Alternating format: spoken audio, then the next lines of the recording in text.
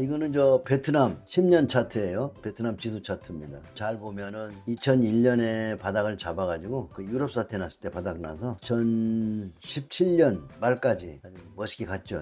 베트남 펀드, 연금 펀드 뭐 세금 공제한다 그래가지고 펀드들이 그때 유명했잖아. 베트남 펀드. 그런 펀드가 나올 때 차트를 보면 어때요? 굉장히 가파르죠. 버블이 났다는 거죠. 이 버블 난 부분을 잘 봐야 돼요. 준비는 2001년 대바닥 쳐서 준비한 구간.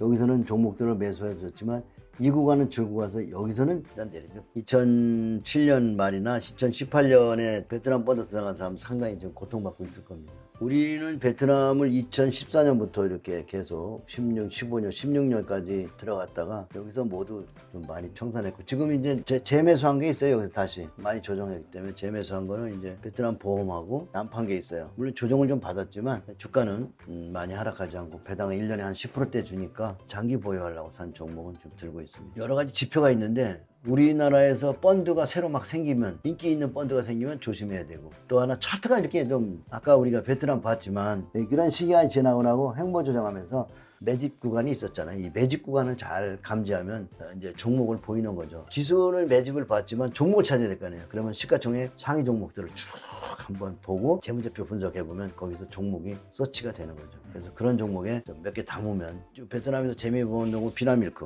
이런 것들은 베트남 시가총액 1위거든요. 각국의 시가총액 상위 종목을 조사하는 게 중요해요. 시가총액 1위인데 식품이에요. 우리는 상상할 수 없는 시가총액 1위를 어떻게 식품이 할 수 있어? 말이 안 되죠. 근데 식품이 시가총액 1위 하는 나라 있어요. 그 다음에 일본 같은 데 유니클로 같은 게 시가총액 상위 동에 들어있잖아요. 옷장사가. 우리나라에서 상상할 수 섬유가 그렇게 갈 수 없잖아요. 그죠? 전 세계를 연구함으로써 우리나라에서 어떤 업종을 또 연구할까도 도움이 되는 거죠. 결론적으로 뭘 사야 돼요? 전 세계 1등 주식들은 실망시키지 않는다. 이건 정말 중요한 거예요. 블룸버그는 우리가 가지고 있지 않은 그 재료, 재무제표나 차트도 보면 한국 거는 보면 짧잖아요. 이거는 길게 나오거든요. 더 멀리도 볼 수 있다는 거죠. 2000년대 것도 다 나오죠. 그죠? 지금 우리가 찾아야 되는 거는 이렇게 신흥국을 찾아야 된다고. 신흥국에 처음 시장에 나갈 때는 아주 그냥 뭐라 그럴까. 우리 코스닥 랠리 같이 급등을 하죠. 급등하는 시장을 찾아야 돼. 그리고 급등하고 어떻게 했어요? 급락했죠. 그 다음에 만만한 횡보 조정을 하고 큰 시세가 또 났잖아요. 그래서 지금도 이제 좀 조정 구간이죠. 지금 이제 안 써먹은 나라 이런 데가 어딘가 요걸 찾는 거예요. 전 세계를 연구하는 건 참 재밌어요. 보물 찾는 것 같아. 블룸버그를 봐야만이 전 세계 지수, 종목들이 다 이 안에 들어있으니까 블룸버그를 본다는 거는 참으로 대단한 거고 그 다음에 여기 비밀이 하나인데 각국의 최우량한 종목들을 보라고 실망을 하나하나 되게 다 우상향하죠. 시간이 지나고 단기에는 이런 조정을 하더라도 우상향한다. 이거에 대한 믿음은 우리가 있어야 돼요. 그러니까 좋은 회사를 분석하고 그 회사에 대한 믿음이 중요하거든. 주식 투자를 하는 사람은 많이 있지만 성공하는 사람은 너무나 작다고. 주식시장에 개인 투자가 들어오면 모두 실패하죠. 왜 그럴까요? 이런 조정이 올 때 전부 믿음이 없기 때문에 손절해서 그래요. 쉽게 팔 수가 있어서 그래요. 부동산처럼 팔기 힘들면 어떻게 해요? 이 구간을 지망할 수 있겠죠. 그죠? 근데 이건 팔기가 좋기 때문에 팔기도 좋고 또 융자를 내주기 때문에 그 융자 때문에 이게 빠지는 거죠. 사람의 마음을 흔들어 놓는 거잖아요. 그래서 이게 다 마음이에요, 마음. 투자에 성공하지 못하는 개인 투자가들의 태반은 경험이 작고 역사를 공부 안 했고, 그러니까 블룸버그에서는 역사를 공부도 할 수 있고, 제일 중요한 건 차트 다 안 보고도 우리가 꼭 봐야 되는 거는 이 회사의 매출액이야. 매출이 계속 늘고 있으면 어떻게 돼요? 주가는 올라갈 수밖에 없는 거야. 경제 상황이 나빠서 주가가 이렇게 하락하더라도, 단체로 하락하더라도 회사가 매출을 잘 올리고 돈을 잘 벌고 있으면 어떻게 돼? 주가의 가치는 언젠가 평가받는 거죠. 재무제표 분석에 대한 믿음이 더 중요한 거죠. 차트는 그저 지금 얼마나 빠졌을까? 이런 데서 큰 그림을 예측하며 샀을 때 이런 그림이 나올 때 또 얼마나 희열이 나오게 돈도 벌지만 아주 행복하지.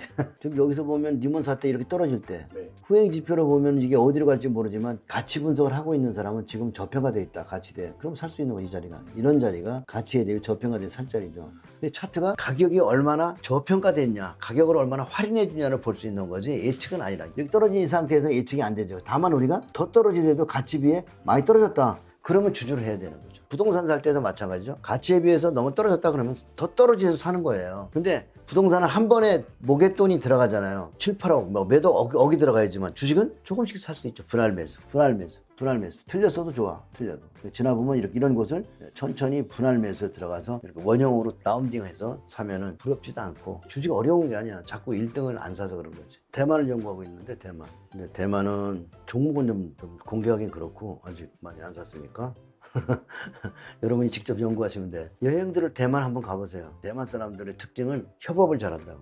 포장마차를 해도 동업을 해. 그러면서 싸움하지 않고 중소기업도 동업을 해. 다 동업을 합니다. 근데 분쟁이 없고 전부 그렇게 인간관계가 잘 가는 나라. 대만은 좀 연구하고 싶다. 또 하나 연구하고 싶은 나라가 있는데 그건 뭐 다음에 얘기하기로 하고, 대만에 대해서 여러분들이 좀 관심 가지고 연구해 봤으면 좋겠어요. 대만 배당성이 좋죠. 주가는 많이 땡기거나 그러진 않아요. 여기는 흥분시키지 않는데, 좋은 주식은요, 주가가 기독하게 올라가지 않으면서 배당을 높게 주는 게 제일 좋은 거예요. 저물저물 올라가는 게. 그게 개인 투자가나 닿지도 않고 부동산을 보유한 것 같은 거죠. 지금 대만 반도체도 어때요? 이건 아직 안 팔았어요. 근데 별 조정도 없죠, 그죠? 이런 주식이 참 좋은 주식이죠. 대만에 대한 생각을 좀 해봐라. 내는 한 40년 했잖아. 저도 20년 정도는 괜히 고통스러웠던 것 같아요. 이 주식을 한 20년 정도는 도를 닦아야 그때 무장이 되는 거예요. 정신적 무장이 되면 많이 가지고 이러면 이럴수록 사람이 마음에 트라우마, 상처가 있어요. 주식만 사면 두려워서 조금 먹고 팔거나 떨어지면 손절하거나 그러잖아요. 그거 굉장히 중요한 건데, 그거를 이기는 시간, 당금질이라고 그럴까? 고난 속에서 이겨내는 시간이 아주 오래 걸려. 결론적으로 지금은 이제 부자빠가 만드는 팜 시스템은 그것을 단축해서 훈련시켜 주는 거지. 이게 이런 고통이 올 때도 사봐. 이 고통에 사보라고. 고통을 체험하도록 해야지. 혼자 하면 사실은 어떤 지표도 없고 선생이 없으면은 정말 어려워요. 내가 무슨 잘못을 했는지도 모르고, 내가 이번 조정에 무엇을 배웠는지, 이번 조정에 어떤 것을 싸게 샀는지를 모르 느낀단 말이야. 철저하게 훈련이 필요하다. 해외 주식과 국내 주식 차이점. 해외 주식은 수익률의 20%를 세금 냅니다. 국내 주식은 수익률의 20% 수익 안 냅니다. 같은 수익이라면 국내를 하는 게 좋습니다. 오케이?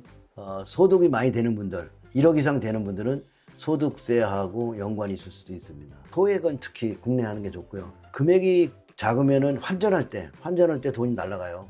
많이 받는 데는 1% 받더라고요. 외국 할 때 덤벙대고 작은 금액으로 하지 마시고, 공부하는 차원에서 여러분 차트 공부하고 재무제표 공부하는 데는 참 도움이 됩니다. 세계를 많이 보는 건. 앞으로 제 그 카페에는 블룸버그에서 연구한 종목들을 이제 하나씩 올려서 여러분들이 참고할 자료가 돼요. 이미 좀 올라가 있어요. 현대차 분석에서 올린 것 자료들 보면 참 좋은 도움이 될 겁니다.